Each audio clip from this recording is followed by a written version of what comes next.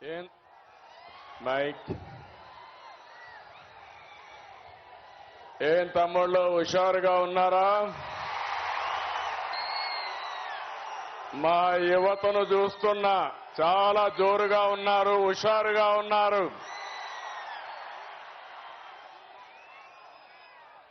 గౌరవనీయులు power star మిత్రులు, మీరు అభిమానించే నాయకుడు, జనసేన అధినేత పవన్ కళ్యాణ్ గారు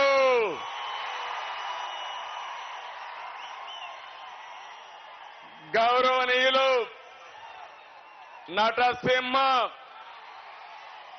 బాలకృష్ణ గారు, తెలుగుదేశం జనసేన వేదిక పైన అగ్రనాయకత్వం అంతా ఉన్నారు. ఆ నాయకత్వానికి నా ముందర మిమ్మల్ని చూస్తా ఉంటే కొండనైనా బద్దలు చేస్తామనే ధైర్యం ఇచ్చినటువంటి తెలుగుదేశం జనసేన సైనికులందరికీ అభినందనలు, శుభాభినందనలు. తెలుగు జన విజయకేతనం జెండా సభ ఇది. ఈ రోజు 28వ తారీఖు ఫిబ్రవరి నెల 2024 తాడేపల్లిగూడెం చరిత్ర తిరగరాసే రోజు ఈ రోజని మరొక్కసారి మీ అందరికీ విజ్ఞప్తి చేస్తున్నా. అవునా కాదా తమ్ముళ్ళు అని మిమ్మల్ని అడుగుతున్నా. అవునా కాదా ఆడబిడ్డలని మిమ్మల్ని అడుగుతున్నా. రాష్ట్రాన్ని తమ్ముళ్ళు మనం ఇక్కడ మాట్లాడుకునేది బయట కూడా చూపించాలి. నాకు ఎదురుగా ఉండే అందరూ మీ జెండాలు దించాలి. తెలుగుదేశం జనసేన జెండాలు దించి మీటింగ్ అవుతానే మళ్ళా ఎగరేద్దాం. కొంచెం దించండి, లేకుంటే మడిచిపెట్టుకోండి. బ్యానర్ కూడా తమ్ముడు, బ్యానర్ కూడా భీమవరం బ్యానర్ కూడా నువ్వు సంసిద్ధం నాకు తెలుసు. బ్యానర్ కూడా దించండి దయచేసి. క్రమశిక్షణ కలిగిన మా తమ్ముళ్ళు, యువత మనం పోరాడవలసింది. వైఎస్ఆర్ కాంగ్రెస్ దొంగలున్నారు, దొంగల పైన పోరాడుతున్నాం. రాష్ట్రాన్ని కాపాడుకోవడం కోసం రెండు పార్టీలు కలిసిన తర్వాత జరుగుతున్న మొదటి ఎన్నికల ప్రచార సభ ఇది. ఈ సభ ఆంధ్రప్రదేశ్ రాష్ట్రం యొక్క దశ దిశ మార్చబోతుంది. అహంకారంతో రాష్ట్రాన్ని విధ్వంసం చేసిన పాలకుల్ని తరిమి తరిమి కొట్టడానికి ప్రజలు సిద్ధంగా ఉన్నారు.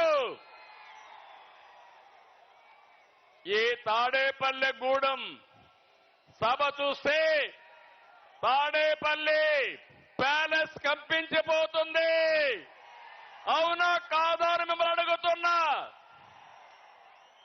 ఈ సభ స్పందన శుభ సూచకం. త్వరలో రాష్ట్రానికి మళ్లీ నవోదయం అది జరుగుతుంది. వచ్చే ఎన్నికలు రాష్ట్రానికి అత్యంత కీలకం.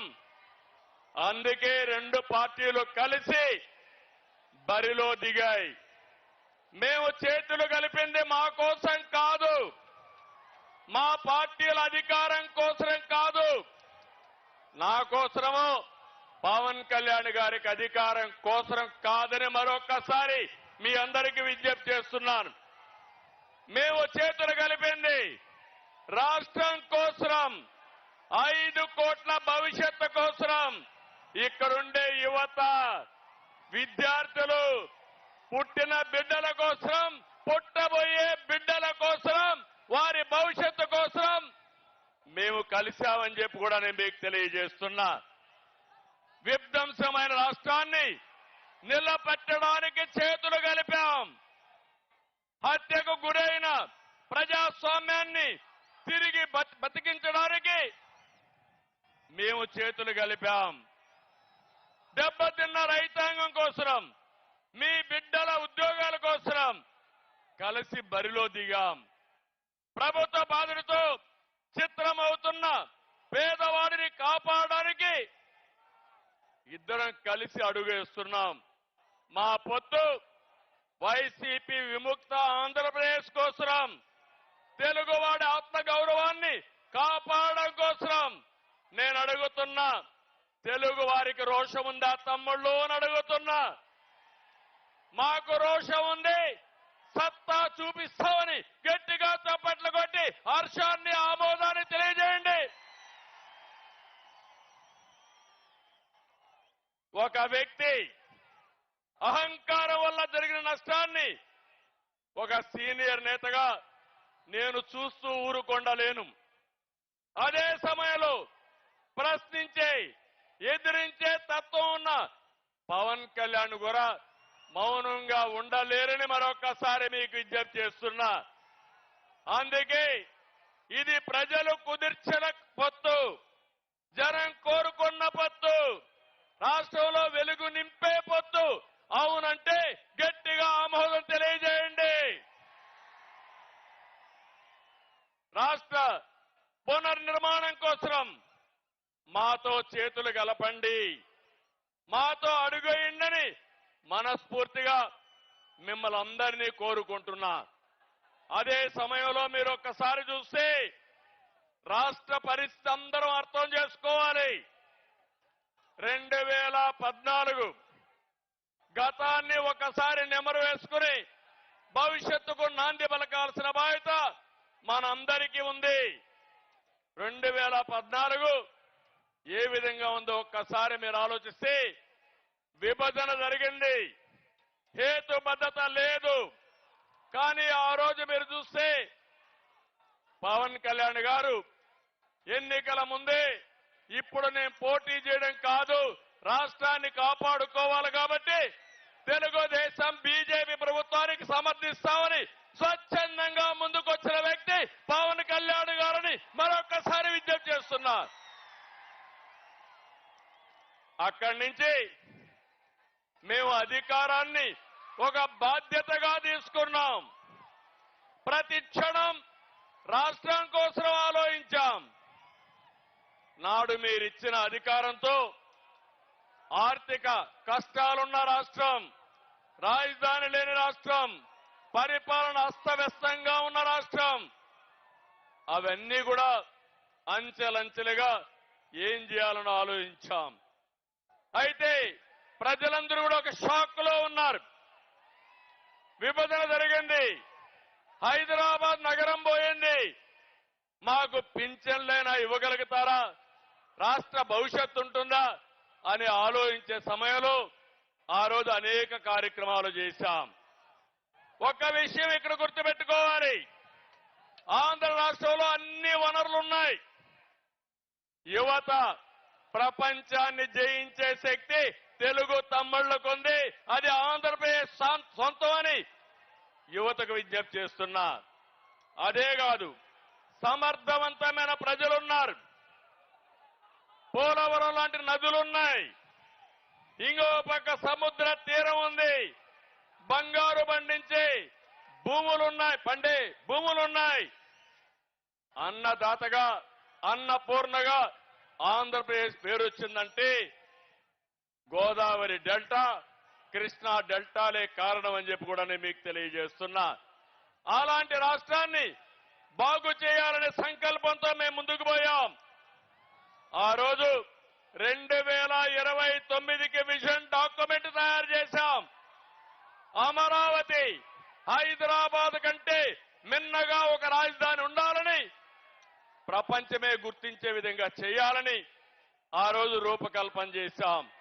పోలవరం పూర్తి చేసి రాష్ట్రంలో ప్రతి ఒక్క ఎకరాకు నీళ్లు ఇవ్వాలని ఒక ఉన్నతమైన సంకల్పంతో ముందుకు పోయాం. కానీ మీరు చూస్తే కేంద్రం నుంచి 11 విద్యా సంస్థల్ని, ఐఐటి గాని, ఐఐఎం గాని, సెంట్రల్ యూనివర్సిటీ గాని all India institution of medical science కానీ ఇవన్నీ తీసుకొచ్చాం. అదే మాదిరిగా ఆ రోజు మీరు చూస్తే ఢిల్లీకి వెళితే రాష్ట్రం కోసం వెళ్ళాం, ప్రాజెక్టుల కోసం వెళ్ళాం. ఆ రోజు అనేక విషయాల్లో సాధించుకొని తిరిగి వచ్చాం. ప్రపంచమంతా తిరిగి యువతకు ఉద్యోగాలు ఇవ్వాలని 16 లక్షల కోట్ల రూపాయలు పెట్టుబడులు తెచ్చాం. 10 లక్షల మందికి ఉద్యోగాలు ఇచ్చాం. ఈ రోజు మీరు చూస్తా ఉంటే ఇవన్నీ కూడా ఇటుక పేర్చి కట్టినటువంటి సౌదాన్ని జగన్ వచ్చి ఒక గొడ్డలి పెట్టుతో మొత్తం నాశనం చేసే పరిస్థితికి వచ్చాడని చెప్పి కూడా నేను మీకు తెలియజేస్తున్నా. తమిళలో ఇక్కడ మీరున్నారు. ఈ రోజు రాష్ట్రంలో ఒక సైకో పాలన ఉంది, అవునా కాదా అని మిమ్మల్ని అడుగుతున్నా. ఉంది అంటే చేలిపైకి ఎత్తండి. ఏ రాష్ట్రంలో అయినా సైకో పాలన ఉందా అని మిమ్మల్ని అడుగుతున్నా. ఏ ముఖ్యమంత్రినైనా సైకో అన్నారా అని మిమ్మల్ని అడుగుతున్నా. గట్టిగా చెప్పండి. రాష్ట్రం అంతా వినపడాలి. మా పొత్తు కూడా ఎందుకో మీరు ఆలోచిస్తే మీకు ఒక అవగాహన వస్తుంది. ఏ ముఖ్యమంత్రి అయినా ఒక అభివృద్ధి కార్యక్రమాలు చేసి తద్వారా పరిపాలన చేస్తారు.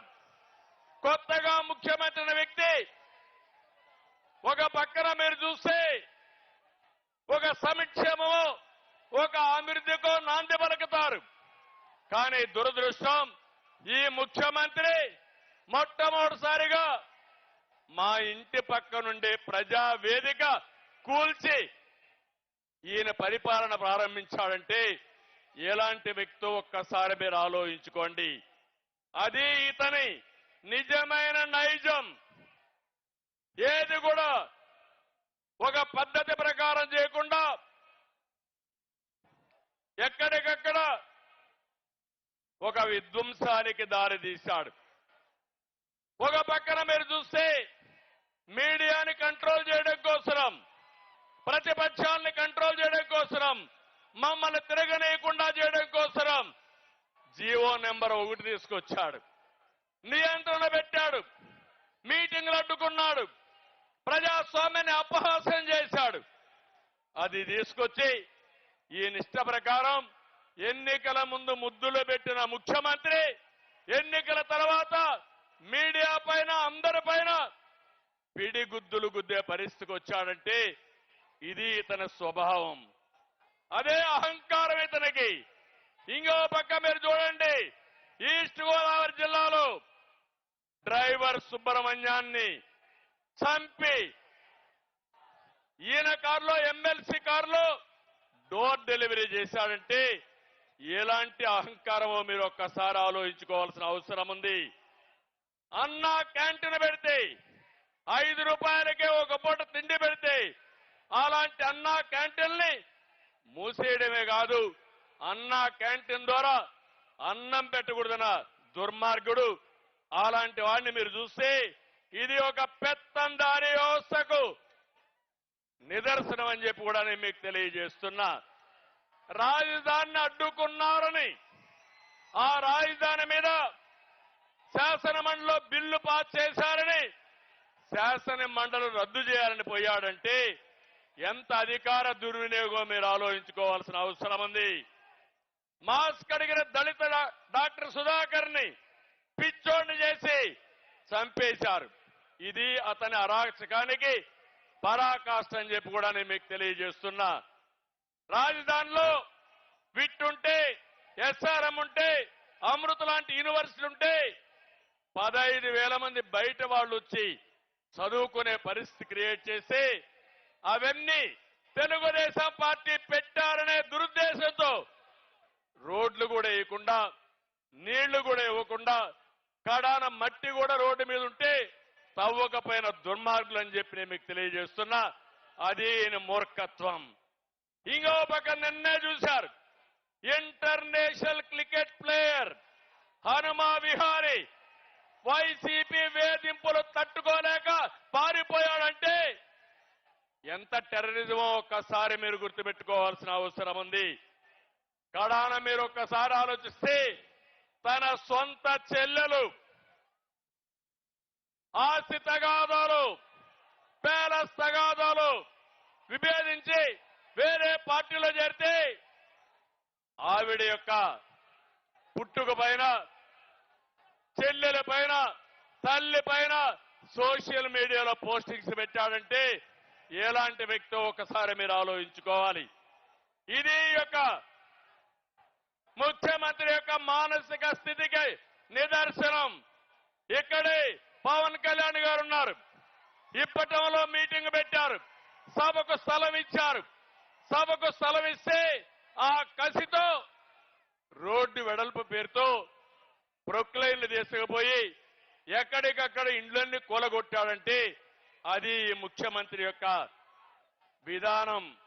నాకొక విషయం గుర్తొస్తుంది. నేను ముఖ్యమంత్రిగా ఉన్నప్పుడు తిరుపతిలో ఒక సంఘటన జరిగింది. ఇది యథార్థ కాదా మీరందరూ అర్థం చేసుకోవాల్సిన అవసరం ఉంది. ఒక వ్యక్తి ప్రతిరోజు ఆడవాళ్లను చంపేసేవాడు. ఎవరైతే ఒంటరిగా పశువులు మేపుతా ఉంటే, ఎవరైతే ఇంట్లో ఒంటరిగా పడుకుంటే అక్కడికి పోయి క్రూరంగా రాళ్లతో కొట్టి చంపేసేవాడు. నేను ముఖ్యమంత్రిగా పోలీసులను అడిగాను, ఎందుకు జరుగుతున్నాయని అడిగాను. ఇమీడియట్ గా పట్టుకోమని ఆదేశాలు ఇచ్చాను, చేయలేకపోయారు. తర్వాత అన్ని కూడా ఎంక్వైరీ చేసి పట్టుకుంటే ఒక వ్యక్తి ఒక నేరాలు చేసి జైలుకు పోయి వచ్చిన వ్యక్తి ఎక్కడికక్కడ హత్యలు చేసే పరిస్థితికి వచ్చాడు. అతనికి ఎక్కడో మహిళల పైన ద్వేషం వచ్చింది. ఆ ద్వేషంతో మహిళల్ని చంపడమే పనిగా పెట్టుకుని 40 మందిని చంపేశారు. ఆ తర్వాత అతను పట్టుకొచ్చి పోలీస్ స్టేషన్లో పెట్టి జైల్లో పెట్టి కేసులు ఎంక్వైరీ అవుతా ఉంటే రాజంపేట నుంచి వస్తూ ఎన్కౌంటర్లో చనిపోయే పరిస్థితికి వచ్చాడు. నేను ఒకటే చెప్తున్నా, ఆ కేసుకు ఈ కేసుకు ఒకసారి చూస్తే ఈ ముఖ్యమంత్రి ఈ రాష్ట్రాన్ని సర్వనాశనం చేయడం కోసం ఆయనకు డబ్బులు కావాలి, రాజకీయ వ్యాపారం. దీనికి అడ్డొస్తే చంద్రబాబు లెక్కలేదు, పవన్ కళ్యాణ్ లెక్కలేదు, వేదిక పైన లెక్కలేదు, మీరు లెక్కలేదు. అందరినీ అణిచివేయడమే ఆదేశంగా పెట్టుకుని ముందుకు పోయే పరిస్థితికి వచ్చాడు. నేను అందుకే మిమ్మల్ని అందరినీ కోరుతున్నా, ఈ రోజు మనందరి పైన ఒక పవిత్రమైన బాధ్యత ఉంది. వైఎస్ఆర్ కాంగ్రెస్ పార్టీని చిత్తుగా ఓడించి సైకో నుంచి రాష్ట్రాన్ని విముక్తి చేయాలి. సిద్ధమా తమ్ముళ్ళు అని మిమ్మల్ని అడుగుతున్నా, సిద్ధమా అని మిమ్మల్ని అడుగుతున్నా.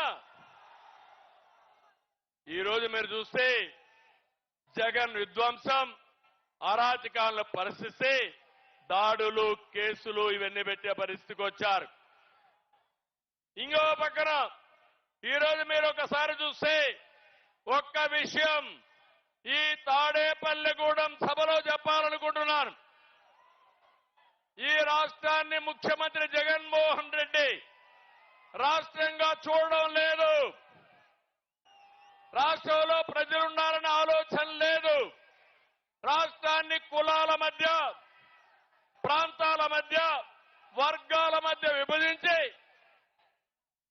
ఆయన అధికారం కోసం సర్వనాశనం చేయాలని ఆలోచిస్తున్నాడు. నేను ఒకటే మిమ్మల్ని కోరుతున్నాను, కులాలు కూడబెట్టవు. మంచి పాలకులు, మంచి ప్రభుత్వం మాత్రమే మన జీవితాలను మారుస్తున్నాయి.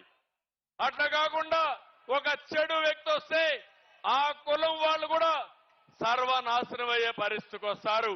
ఈ విషయం మీరు గుర్తుపెట్టుకోండి. అందుకే ఈరోజు మేము ఒకటే కోరుతున్నాం, ఆంధ్రప్రదేశ్ అంటే ఒక మంచి రాష్ట్రం. నా ఆలోచన, మిత్రులు పవన్ కళ్యాణ్ గారి ఆలోచన, తెలుగు జాతిని ప్రపంచంలోనే నంబర్ 1 కమ్యూనిటీగా తయారు చేయాలనేది మా సంకల్పం. దీనికి మీరు సిద్ధంగా ఉండాలని మిమ్మల్ని అందరినీ కోరుకుంటున్నా. ఈరోజు మేమిద్దరం కలిసి పొత్తులు పెట్టుకున్నాం. మాకు ఏమి భేషజాలు లేవు.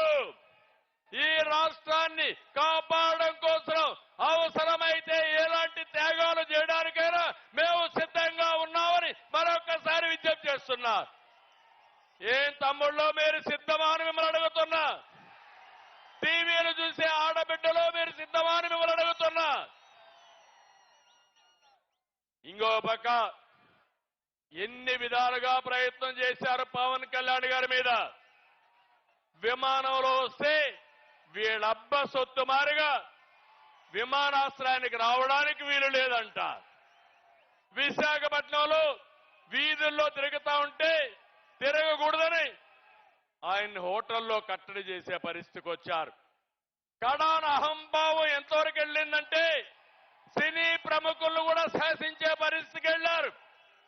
సినిమా టికెట్ల పేరుతో మహానటుడు చిరంజీవిని, మహాదర్శకుడు రాజమౌళిని అవమానించే స్టేజ్కి వెళ్లారు. నేను బాధపడ్డా, చాలా వరకు నొచ్చుకున్నా. జీవితంలో ఇలాంటి జరగకూడదనుకున్నా అలాంటి జరిగే పరిస్థితి వచ్చింది. అందుకే నేను మిమ్మల్ని అందరినీ ఒకే విషయం అడుగుతున్నా. వై నాట్ 175 అంటున్నాడు జగన్. మేము అడుగుతున్నాం, ఏమి పొడిచావని నీకు ఓటేయాలి. వై నాట్ 75 కాదు, వై నాట్ జాబ్ క్యాలెండర్? సమాధానం చెప్పు. Why not DSC? Why not ఉచిత ఇసుక? ఇప్పుడే మిమ్మల్ని చూస్తా ఉంటే నాకు అనిపిస్తుంది, వై నాట్ 175 కాదు తమ్ముళ్ళు, వై నాట్ పులివెందల? అవునా కాదా? పులివెందల్లో కూడా ఓడించాలా లేదా? ఓడించాలంటే తాడేపల్లి శబ్దం పులివెందలు నిలబడాలి. గట్టిగా చెప్పండి.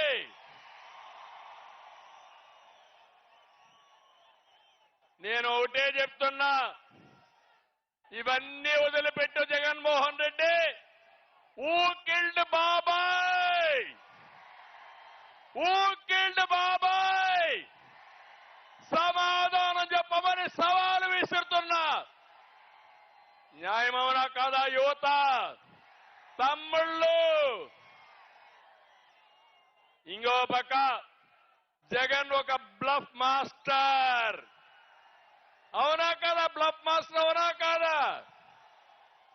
మామూలుగా బ్లఫ్ మాస్టర్ అంటే అబద్ధాలు పదే పదే చెప్పడం, రెండో చేయని పనుల్ని చేసినట్టు చెప్పుకోవడం.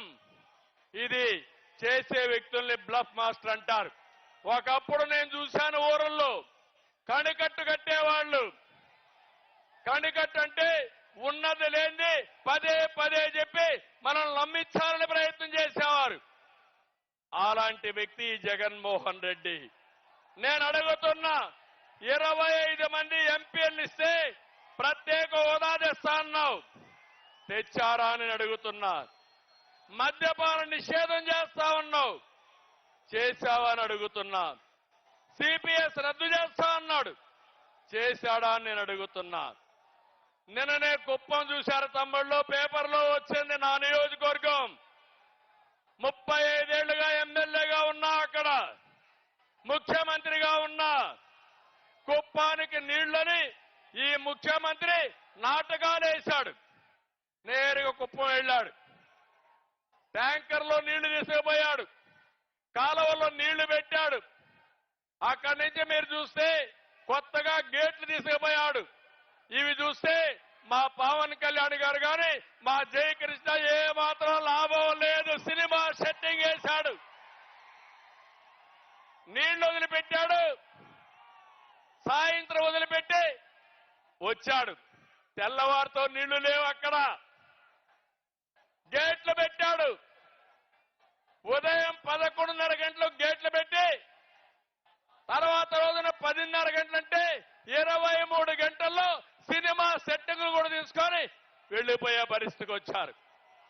ఇది ముఖ్యమంత్రి విశ్వసనీయత. నేను చెప్తున్నా, నేను మొన్నే పిలిపించా, నా నియోజకవర్గం ప్రజలకు విజ్ఞప్తి చేశా, 1,00,000 ఓట్ల లక్ష్యంగా బాబుకు సహకరించమని ఒక పిలిపించా. ఈ రోజు ఇక్కడ చెప్తున్నా, జగన్మోహన్ రెడ్డి నా నియోజకవర్గంలో 1,00,000 మెజారిటీ వస్తాయి, నీ నాటకాలు ఎవ్వరూ పట్టించుకోరని మరొకసారి తెలియజేస్తున్నా. తమిళు ఇంకో పక్క ఒక ఫ్లాప్ సినిమా జగన్ది. 2019లో అధికారం కోసం పాదయాత్ర చేశాడు, జ్ఞాపకం ఉందా అని మిమ్మల్ని అడుగుతున్నా. నేను గాని అనుకోనంటే పాదయాత్ర చేసేవాడా అని మిమ్మల్ని అడుగుతున్నా.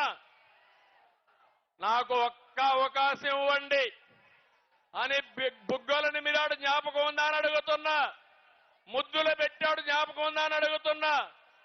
ఇవన్నీ కూడా పెట్టి పెద్ద పెద్ద ట్రైలర్స్ రిలీజ్ చేశాడు. మీరు అనుకున్నారు బాహుబలి సినిమా చూపిస్తాడని చెప్పి అనుకున్నారు. 5 ఏళ్లు పరిపాలన చూశారు, ఎక్కడికక్కడ అట్టర్ ఫ్లాప్ అయింది. నమ్మి ఓట్లేసిన వారు చీకొడుతున్నారు. ఆ సినిమా అట్టర్ ఫ్లాప్. దీనికి సీక్వెల్ ఉండదు. ఒకటే తెలుసుకోవాలి తమ్ముళ్ళు, జనసేన సైనికులు, తెలుగుదేశం తమ్ముళ్ళు ఒకటే గుర్తుపెట్టుకోవాలి. అట్టర్ ఫ్లాప్ అయిన సినిమాకి మళ్ళా సీక్వెల్ ఉంటుందా తమ్ముళ్ళు? అందుకే ఆ సినిమా అయిపోయింది, 40 రోజులే ఉంది. వైసీపీ రౌడీలకి రియల్ సినిమా 40 రోజుల తర్వాత చూపిస్తామని ఈ సభ ద్వారా హెచ్చరిస్తున్నా. జనసేన తెలుగుదేశం పొత్తు సూపర్ హిట్, అవునా కాదా? సూపర్ హిట్ అయితే గట్టిగా చప్పట్లు కూడా చెప్పండి. నీ కుట్రలు, నీ కుతంత్రాలు అట్టర్ ఫ్లాప్, విధ్వంసానికి ఒక ఫుల్ స్టాప్. అందుకే TDP Janasena winning team, YSR Congress party cheating team, అవునా కాదా? తెలుగుదేశం జనసేన గట్టిగా చెప్పాలి విన్నింగ్ టీం అని. Telugu Desam Janasena, YSR Congress party cheating team, YSR Congress party. ఒకటే గుర్తుపెట్టుకోండి, ప్రశాంతమైన రాష్ట్రంలో హింస, దాడులు, కేసులతో జగన్ అగ్గిరాజేశాడు. అంతటా అశాంతి, ప్రతి ఒక్కరిలో కోపం, ఆవేశం ఉన్నాయి. ఇప్పుడు అదే అగ్గితో మా తమ్ముళ్ళందరూ తెలుగుదేశం జనసేన తమ్ముళ్ళు వైఎస్ఆర్ కాంగ్రెస్ పార్టీని తగలబెట్టడానికి సిద్ధంగా ఉన్నారు. దీనికి వాయువు కూడా తోడైంది. ఎవరు తమ్ముళ్ళు ఆ వాయువు? ఎవరా వాయువు? పవన్ కళ్యాణ్ గారు.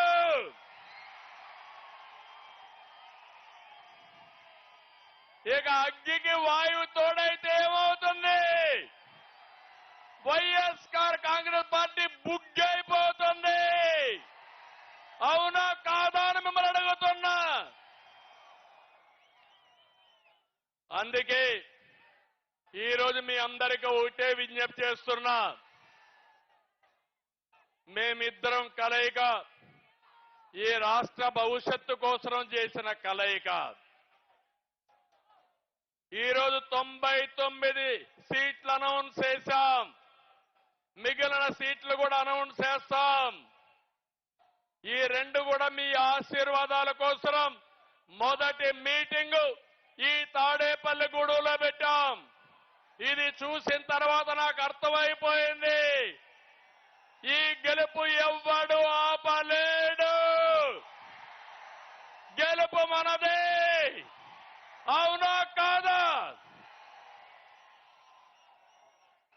అయితే మేము కూడా ఒక బాధ్యతగా అభ్యర్థుల ఎంపిక కూడా చేస్తున్నాం.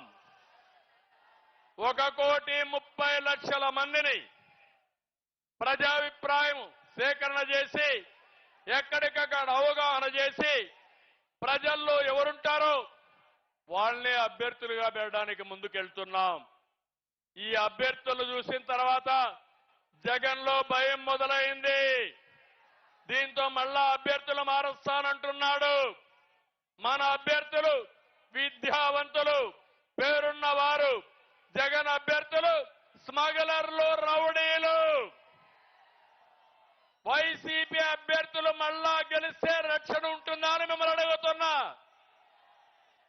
అందుకే బూతులు మాఫియా నేతలు కావాలన్నా, ప్రజలకు సేవ చేసే మంచి వ్యక్తులు కావాలన్నా మీరే ఆలోచించండి. రాష్ట్రాన్ని పునర్నిర్మాణం చేసుకోవాలి.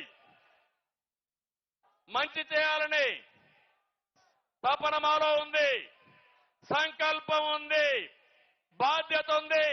కావాల్సింది మీ మద్దతు ఇస్తామని ఆశీర్వదించమని మరొక్కసారి కోరుతున్నా.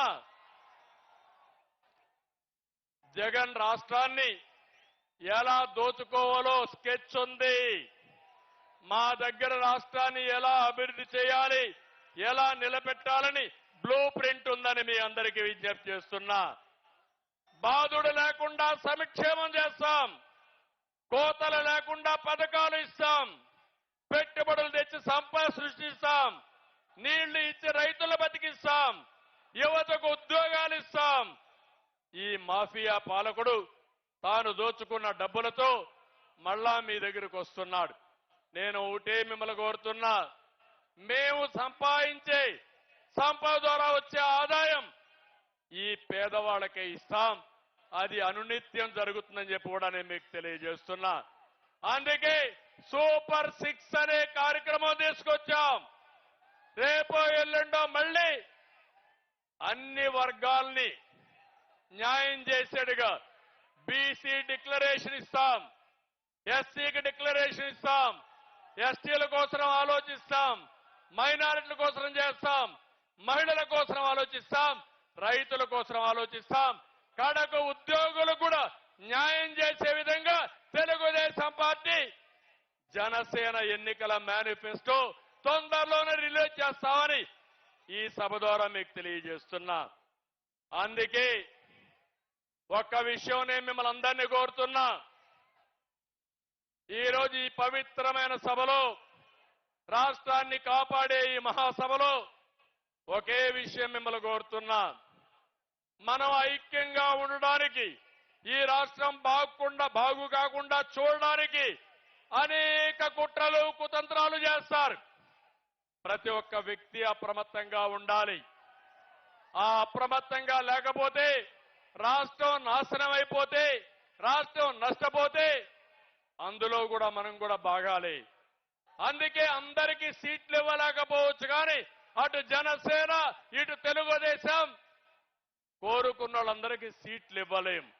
కానీ ఒకటి మాత్రం మేము హామీ ఇస్తున్నా ఈ మహాసభలో, పవన్ కళ్యాణ్ గారి సమక్షంలో. అది ఏంటంటే, పని చేసిన ప్రతి ఒక్క కార్యకర్తకు, నాయకుడికి న్యాయం చేసే బాధ్యత ఈ రెండు పార్టీలు, ఈ ఇద్దరు నాయకులు మేము తీసుకుంటాం. ఒక్క విషయం మీరు గుర్తుపెట్టుకోండి, నేతలెవరు ఎగోగు పోవద్దండి. ఎవరు ఎక్కువ కాదు, ఒకరు తక్కువ కాదు. ఒక పార్టీ వెనకాన మరో పార్టీ నడవడం లేదు. రెండు పార్టీలు కలిసి అడుగులేస్తున్నాం. పార్టీల నిర్ణయాన్ని ఆదేశాల్ని అర్థం చేసుకున్న తెలుగుదేశం జనసేనకులకి శిరస్సు వంచి నా నమస్కారాలు తెలియజేస్తున్నా. ఈ విషయం ప్రతి ఒక్కరూ అర్థం చేసుకోవాల్సిన అవసరం ఉంది. ఒక అనుభవంతో చెప్తున్నా, రాష్ట్రానికి న్యాయం చేయాలనే సంకల్పంతో పవన్ కళ్యాణ్ గారు, నేను ఈ మహా ఉద్యమానికి శ్రీకారం చుట్టామని చెప్పి కూడా నేను మీకు తెలియజేస్తున్నా.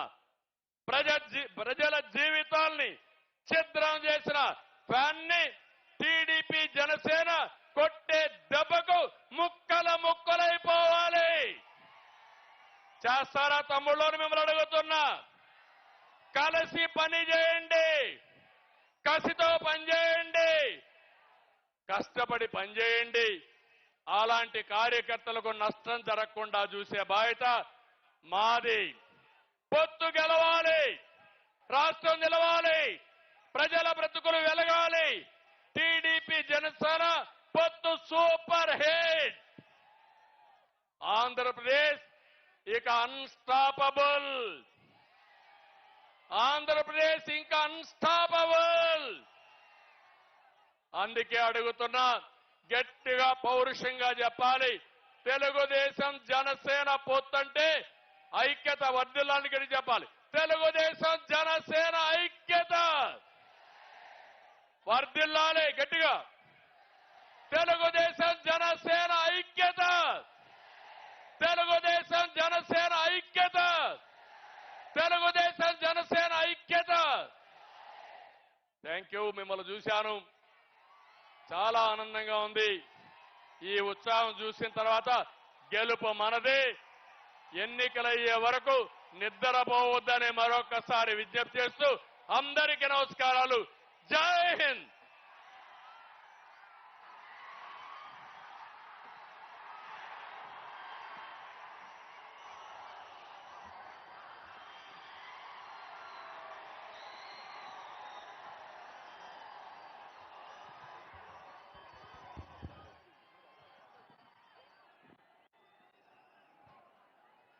పెద్దలు